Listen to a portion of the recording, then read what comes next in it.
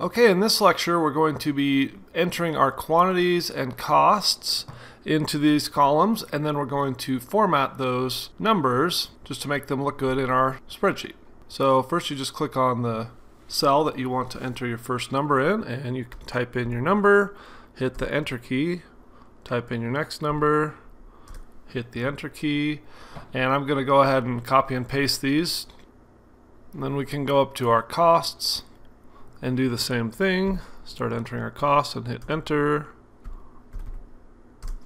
And I'll copy and paste these to make it quick as well. And there we have all of our values.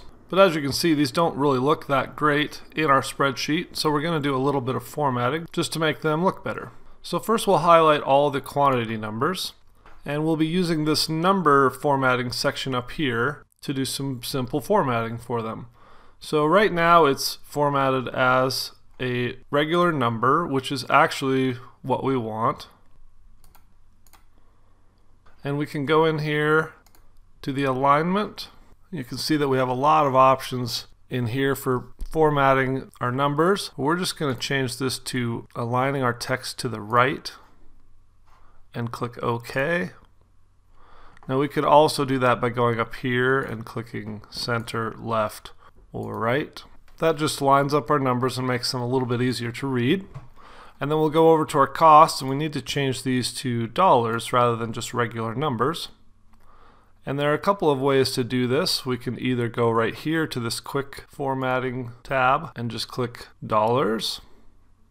And that's going to automatically insert our dollar signs and put the cents in there.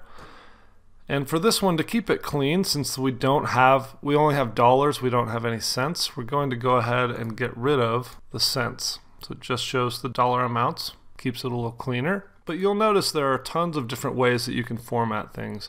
You can do just numbers with decimals, you can do currency, accounting, you can do dates, times, percentages, and there are even more formatting options if you click here.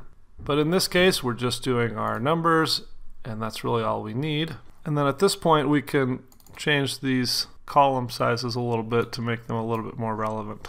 And on second thought, I don't really like that without the decimals, so I'm going to go ahead and add our decimals back in there. Just looks a little bit more like the dollar amounts that we're looking for. So that's how you enter and format numbers into your columns, and next we'll go ahead and create some formulas to create our total for our quantity times our costs, and then a total down at the bottom.